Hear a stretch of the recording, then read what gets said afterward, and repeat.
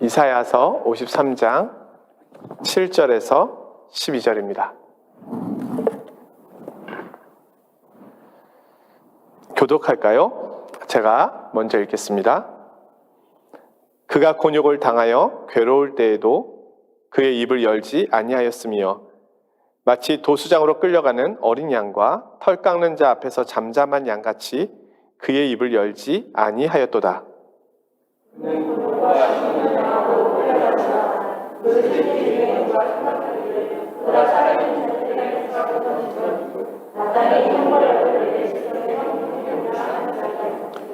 그는 강포를 행하지 아니하였고 그의 입에 거짓이 없었으나 그의 무덤이 악인들과 함께 있었으며 그가 죽은 후에 부자와 함께 있었도다.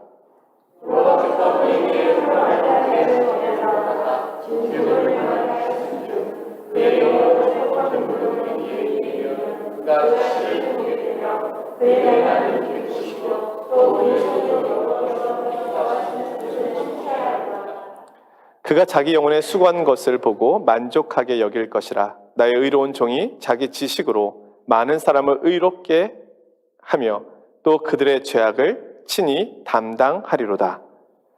그러므로 내가 그에게 존귀한 자와 함께 몫을 받게 하며 강한 자와 함께 탈취한 것을 나누게 하리니 이는 그가 자기 영혼을 버려 사망에 이르게 하며 범죄자 중 하나로 헤아림을 받았음이니라.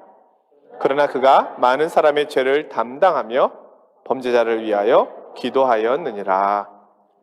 아멘.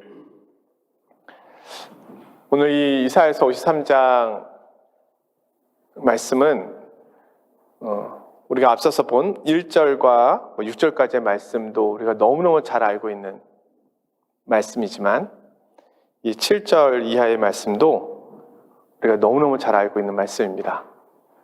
우리는 이 말씀을 보면서 예수 그리스도이시다. 너무너무 분명하고 명확하게 알고 있지만 그러나 구약의 사람들은 이것이 메시아에 대한 예언이라고 하기에는 사실 이해할 수 없는 요소들이 많이 있다고 생각하였습니다. 특별히 이 말씀 가운데 보면 11절에 보면은 그들의 죄악을 친히 담당하리로다 이렇게 되어 있고요. 또 8절에도 이런 말씀 있죠. 마땅히 형벌받을 내 백성의 허물 때문이다. 그리고 12절을 마지막에 보면 그가 많은 사람의 죄를 담당하며 바로 대속에 대한 말씀이 이 말씀에 가득합니다.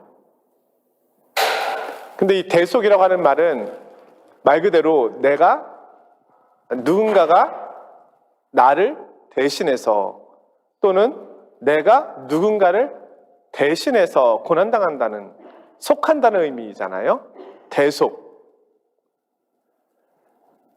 그러나 우리가 알고 있듯이 구약의 율법은 다른 사람의 죄의 결과로 내가 고난당하는 것, 그것에 대하여 이야기하지 않습니다. 내가 행한 것에 대한 그 대가를 율법에 의하여 받게 되는 것이죠. 물론 속죄제라든지 오늘 본문에 나오는 속건제물이라든지 제물에 대한 부분에 있어서는 그 제물이 나를 대신하여 속한다라고 하는 개념이 있었지만 일반적인 율법에 있어서는 내가 지은 잘못에 대하여 내가 대가를 치르는 것이 당연한 것이었습니다. 이 세상에 있는 모든 종교들을 보면 다 사실은 이런 내용입니다. 내가 율법을 지키고 내가 어떤 믿고 있는 신에게 충성을 다하고 열심을 다해서 신으로부터 인정을 받고 그리하여 신이 준비한 그곳에 이르게 되는 것, 그것이 불교라든지 이슬람 그리고 유대교도 그렇고요, 힌두교도 그렇고 우리 주변에 있는 모든 종교들은 사실은 내가 잘하면 복을 받고 내가 잘못하면 벌을 받는 것입니다. 인과 응보가 우리에게 가장 일반적인 것이잖아요. 그런데 오늘 이 이사야서 53장의 말씀은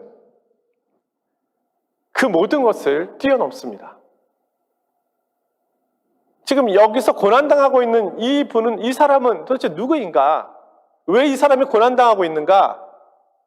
다른 사람의 죄와 허물 때문에 고난당하고 있다는 겁니다. 아니, 어떻게 이것이 가능할 수 있을까? 이것이 사실은 신비이고 완전하게 설명될 수 없는 내용입니다. 구약의 바벨론 포로기에 있었던 이스라엘 백성들이 이 말씀을 듣고 이 말씀은 앞으로 우리 가운데 오실 메시아에 대한 이야기야라고 확신할 수는 없었습니다. 왜냐하면 명백하게 분명하게 알기에는 신비로운 요소가 여기에 가득하다는 것이죠. 도리어 지난번에 말씀드린 것처럼 이 말씀을 들은 이들은 특별히 이 말씀에 나오는 여러 가지 용어들이 제사장과 관련된 용어로 볼 때 제사장들이 하나님 앞에서 더 거룩한 자로 세움을 받았기 때문에 더 많은 고통과 어려움을 당하는가 보다 이렇게 이해했을 수도 있고요. 또 포로로 잡혀온 이들이, 포로로 잡혀오지 않은 이들이 받아야 될 그 고난과 고통의 현장에서 더 많은 우리가 받아야 될 고난까지 담당하고 있나 보다 이렇게 생각했을 수도 있고요. 또 넓은 의미로서 보면 이스라엘 백성들이 제사장 나라로 부름받았기 때문에 제사장 나라로 부름받은 이스라엘 백성들이 더 거룩한 백성으로, 율법을 갖고 소유한 백성으로 하나님 앞에 살아야 함에도 불구하고 그러지 못하였기 때문에 인류를 대표해서 제사장 나라로서 갑절의 고통과 어려움을 당하였나 보다 이런 정도로는 생각할 수 있다는 것이죠. 실제로 이사야서 40장에 보면 그들이 당한 고난을 갑절의 고난이라고 이렇게 표현하잖아요. 이것은 그들이 받아야 될 고난보다 더 많은 고난이 그들에게 주어졌다는 것을 의미하는 것이거든요. 성경에서 보면 제사장이나 하나님을 부름받은 선지자들에게 요구하는 정결함은 일반 백성이나 일반 사람들에게 요구하는 것보다 훨씬 더 수준이 높습니다. 하나님께서 부름받은 더 특별한 일을 감당하기 위해서는 그들은 더 거룩하고 성별된 모습으로 구별되어야 했습니다. 그런 면에서 이스라엘 백성들은 그렇게 구별된 민족이라고 할 수 있죠. 사실 율법을 받은 민족은 이들밖에 없잖아요. 거룩한 나라요. 하나님 앞에 소유된 백성으로 이들이 부름받았음에도 불구하고 그렇게 하지 못했을 때 이들에게 찾아온 고난은 더 큰 고난의 시간을 보낼 수밖에 없었다라는 의미에서 대표성을 가진 모습으로 이 말씀을 이해할 수도 있습니다. 실제로 지금도 유대인들은 이 말씀을 온전히 이해할 수 없는 것이죠. 도대체 여기서 당하고 있는, 이 고난받고 있는 이 존재가 누구인가? 바벨론 포로기로 잡혀왔던 제사장들 가문, 그 가운데서도 여전히 하나님 앞에 복종하며 순종하고 있는 그들에 대한 이야기인가? 그들이 우리를 위하여 기도하고 있고, 맨 마지막에 보면 나오잖아요. 그들이 우리를 위하여 기도하고 있고 우리를 위하여 중보하고 있으니 그들이 우리들의 연약함을 담당하고 있구나, 이 정도로는 생각할 수 있겠지만 실제로 이분과 그리스도를 연결시킨다는 것은 먼 훗날에 예수 그리스도의 십자가 사건을 통해서 목격한 그들이 이 이사야서 53장의 말씀이 어떻게 풀어지는지에 대하여 완전하게 이해하게 되는 것이지, 그전에는 사실은 완전 이해되는 데는 한계가 있었을 것입니다. 사도행전에 보면 이디오피아의 간다게의 국고 맡은 내시가 성경 말씀을 보고 있는데 마침 사도 빌립이 그 앞을 지나가게 되잖아요. 그때 간다게의 국고 맡은 그 내시가 읽고 있었던 본문이 오늘 이사야서 53장 7절과 8절입니다. 빌립이 가서 묻는 거죠. 여기 어떻게 그 말씀이 이해가 되는가? 도대체 여기서 말씀하고 있는 7절, 8절, 여기서 이 그가 누굽니까? 이해가 되지 않습니다. 그래서 빌립이 이 내용을 풀어주잖아요. 비로소 풀려지는 것이거든요. 그가 성경을 읽고 있었다는 것은 유대인이었던 이방인으로서 유대 교회에 들어온 사람일 수도 있고 구약의 말씀을 계속 묵상하는 신실한 사람일 수 있었잖아요. 그러나 그 또한 이 말씀이 어떤 말씀인지 알지 못했다는 것이죠. 근데 놀랍게도 이 말씀은 장차 그리스도 안에서 완전하게 풀어집니다. 그러하기에 우리는 오늘 이 이사야서 53장의 말씀이 구약과 신약을 어떻게 보면 연결해주는 보화라고 해야 되나요? 더 좋은 용어가 있을지 모르겠는데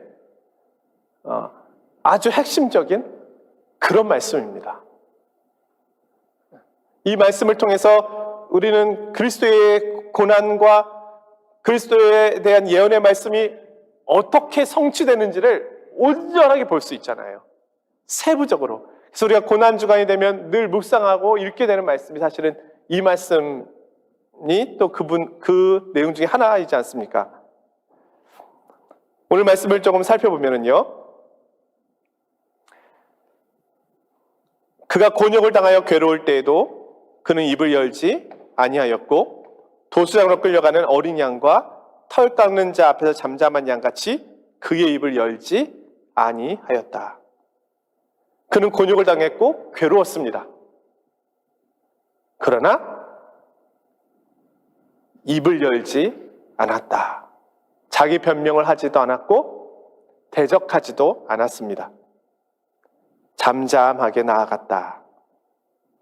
온유한 모습으로 나아갔다. 그가 이렇게 온유할 수 있었던 것은 이 길이 본인이 가야 할 길임을 알고 계셨기 때문입니다. 뒤에는 이렇게 말씀이 나오는데요. 10절에 보면은 여호와께서 그에게 상함을 받게 하시기를 원하사. 하나님께서 이것을 원하셨다라는 것을 그가 확신하고 있었다는 겁니다. 하나님께서 원하셨으니 다른 변명이 없습니다. 이 길을 가는 것입니다. 온유한 자로. 사실 우리가 말하는 온유함은 그냥 말이 많지 않는, 그냥 찔러도 가만히 있는, 화내지 않는, 이것을 우리는 온유함으로 생각할지 모르지만, 오늘 본문에서 보게 되는 온유함은 하나님의 뜻에 자신을 내어 맡긴 자의 모습이 온유함입니다. 그러니 화를 낼 이유가 없잖아요. 이 길이 하나님의 뜻이니까. 8절에 곤욕과 신문을 당하고 끌려갔으나 그 세대 중에 누가 생각하기를 그가 살아있는 자들의 땅에서 끊어짐은 마땅히 형벌받을 내 백성의 허물 때문이라 하였으리요. 이 본문 때문에 포로기의 백성들이 가나안에서 바벨론의 포로로 그렇게 감으로 살아있는 자들의 땅에서 끊어지게 된 것이구나. 그래서 바벨론 포로들의 모습을 그리고 있다라고 설명하기도 한다는 거예요. 하지만 우리가 알고 있는 그리스도 안에서의 이 예언의 성취는 그런 내용이 아니죠.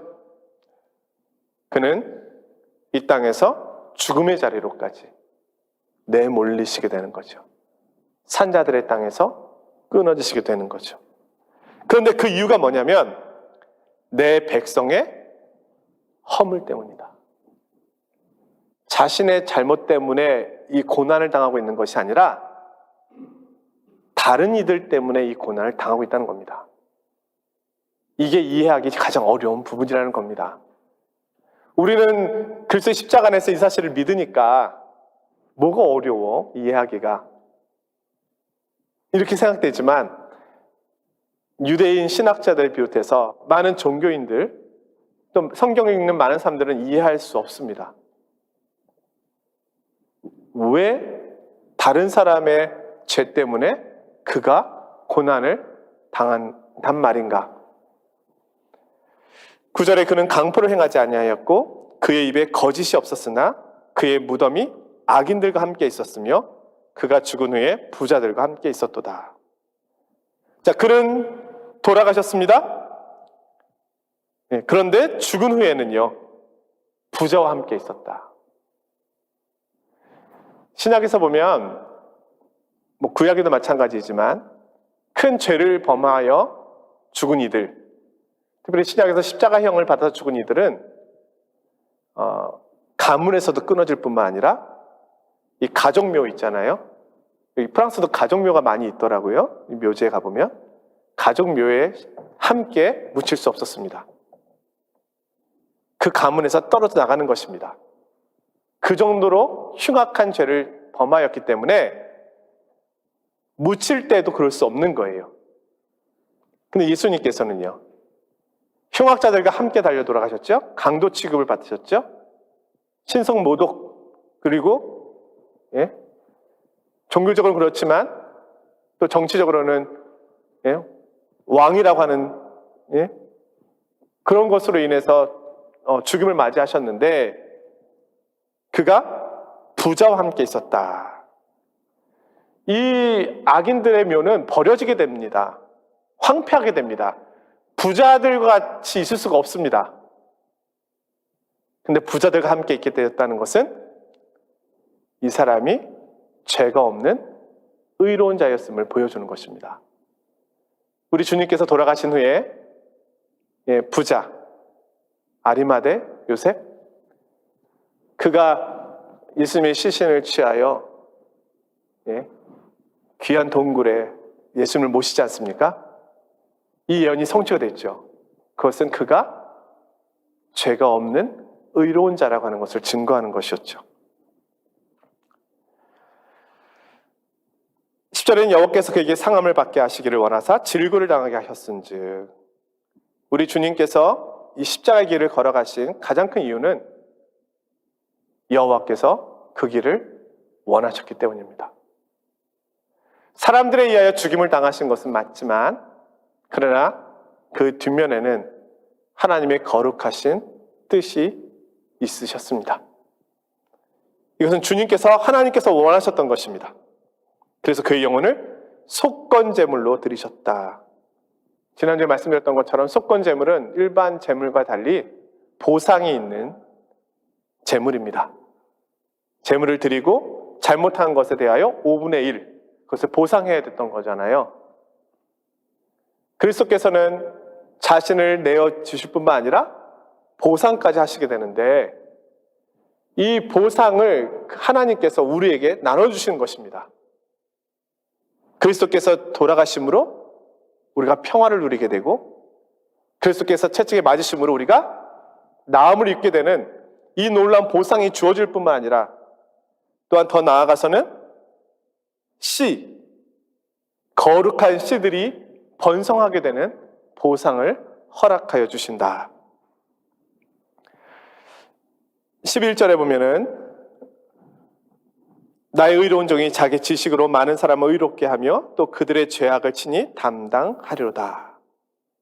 12절에 그러므로 내가 그에게 존귀한 자와 함께 몫을 받게 하며 강한 자와 함께 탈취한 것을 나누게 하리니 이는 그가 자기 영혼을 버려 사망에 이르게 하며 범죄자 중 하나로 헤아림을 받았음이니라.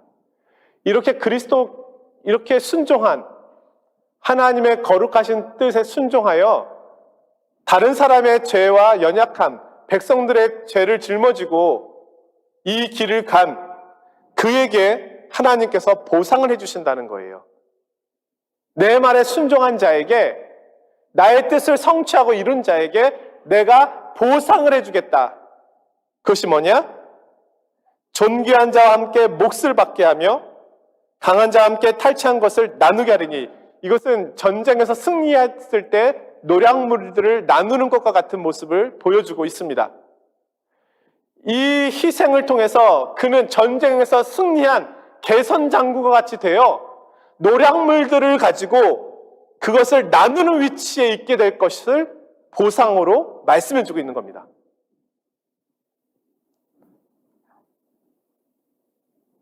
도대체 여기서 말하고 있는 이분은 누구입니까? 너는 우리는 잘 알고 있죠? 예수 그리스도. 그분이 세상을 이기신 방법이 오늘 이 본문 말씀에 놀랍게 나와 있습니다.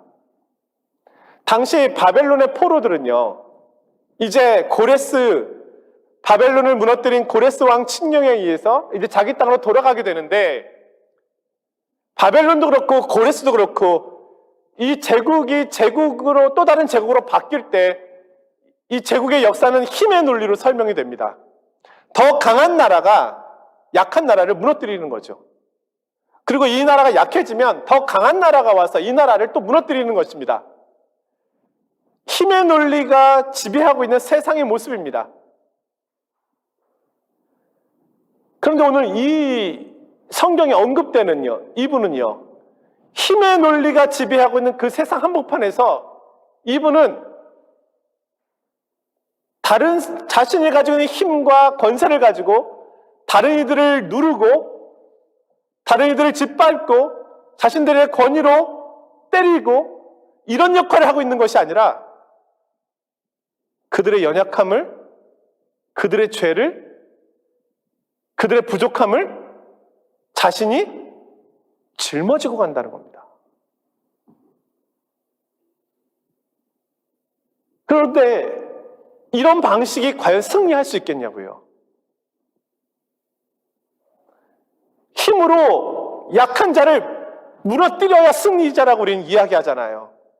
이 경쟁 사회 속에서 어떻게 했던 간에 내가 1등을 해야 승리자가 되는 거잖아요. 그런데 이분의 일은 그렇지가 않습니다.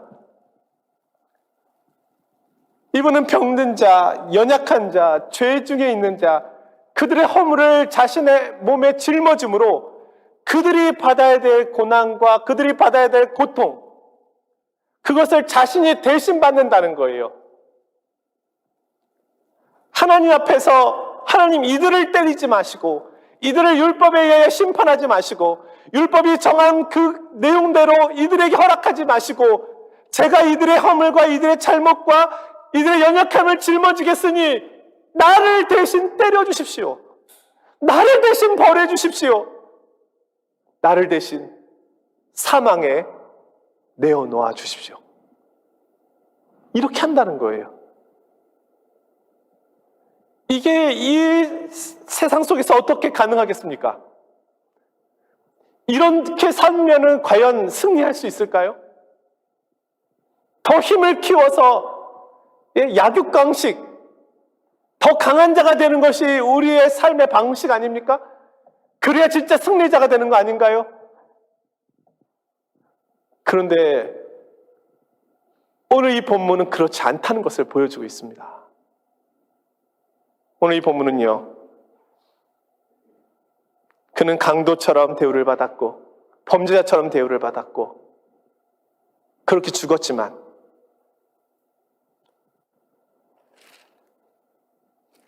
그는 존귀한 자와 함께 몫을 받게 되었고 강한 자와 함께 탈취한 것을 나누게 되었다. 바로 이분이 승리한 방식은 우리가 이 세상에서 경험하고 알고 있는 방식과는 전혀 다른 방식으로 승리자가 되었다는 것입니다.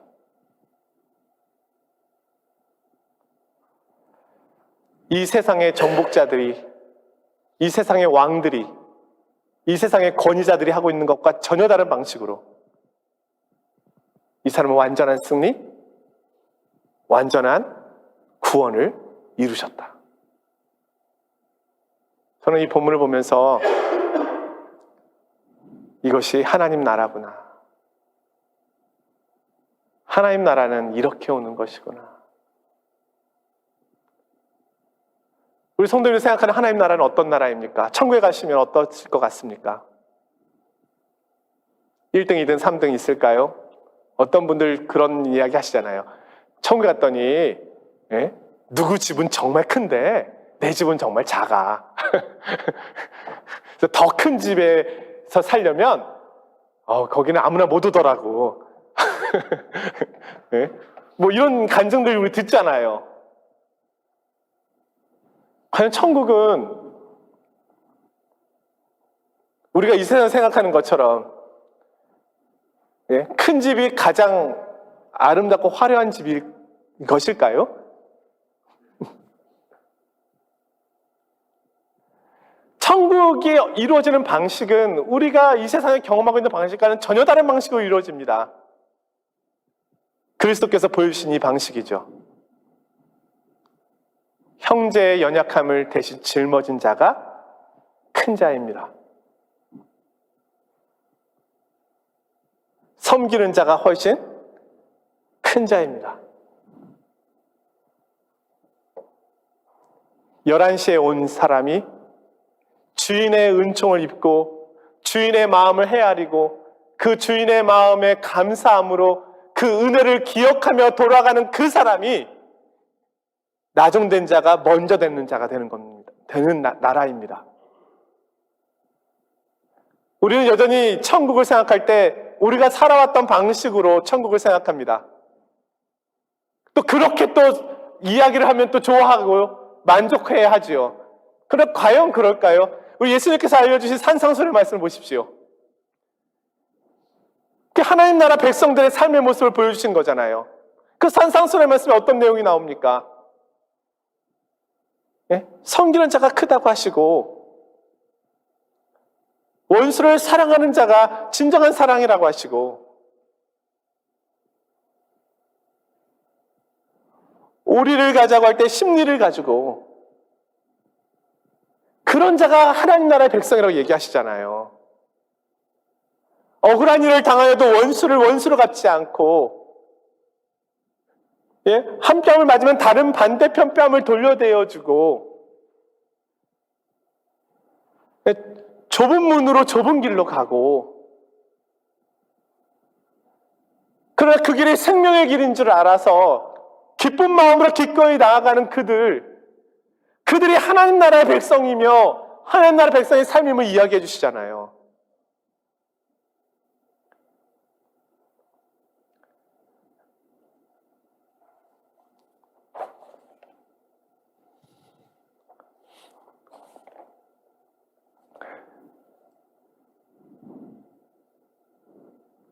이스라엘 백성들은 하나님과 시내 산에서 언약을 맺었습니다. 그들은 언약 백성으로서 그렇게 하나님 앞에 보호받고 하나님의 인도함을 받고 있었습니다. 하지만 그들의 불순종으로 인하여 하나님과 이스라엘 백성들이 맺은 이 언약은 점점 희미해지고 흐려지기 시작했습니다. 그리고 그들은 열방으로 흩어졌습니다.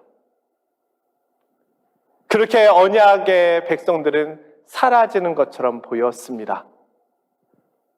그런데 하나님께서 이스라엘을 대표하실 새로운 사람, 새로운 분을 보내시죠. 그는 어떤 면에서는 영적 이스라엘의 대표자이신 거죠. 새 나라의 대표자이신 거죠. 하나님은 그와 언약을 맺습니다. 그 언약은 새 언약입니다. 이전에 있지 않았던, 이전과는 다른 새 언약입니다. 그 새 언약에 피가 뿌려집니다. 피가 뿌려진다는 것은 그 언약이 확실하다는 것이고 언약에 대한 맹세의 증거입니다. 그리스도의 피가 그 언약 가운데 뿌려졌습니다. 근데 그 피를 뿌리신 그분이 또한 그 언약의 성취자가 되십니다. 언약의 내용은 무엇입니까? 이제는 여러분들, 백성들의 죄와 허물을 내가 지고 가겠습니다.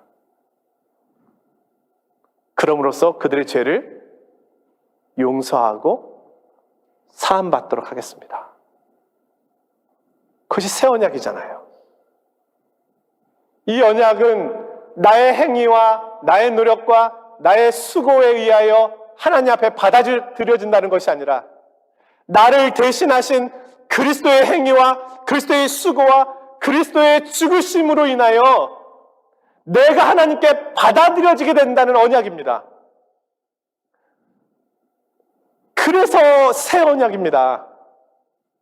내가 오늘 그리스도께 받아들여질 수 있는 이유는 그리스도께서 나를 위하여 이 일을 행하셨기 때문입니다.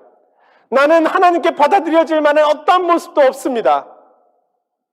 나는 하나님 앞에 심판받아야 되고 죽어야 하지만 그리스도께서 나를 대신하셔서 이렇게 하셨습니다.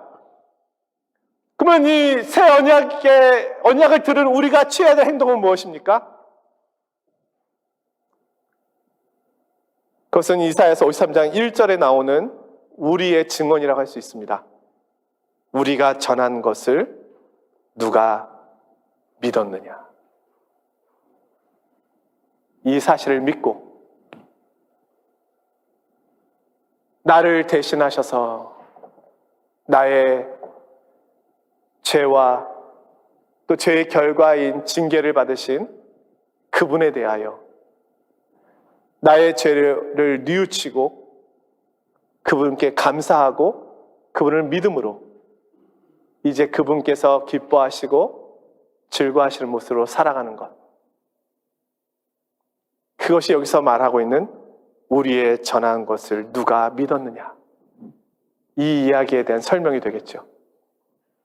오늘 우리는 그렇게 그리스도께서 행하신 이 사건을 믿음으로 새 언약의 백성이 된 것입니다.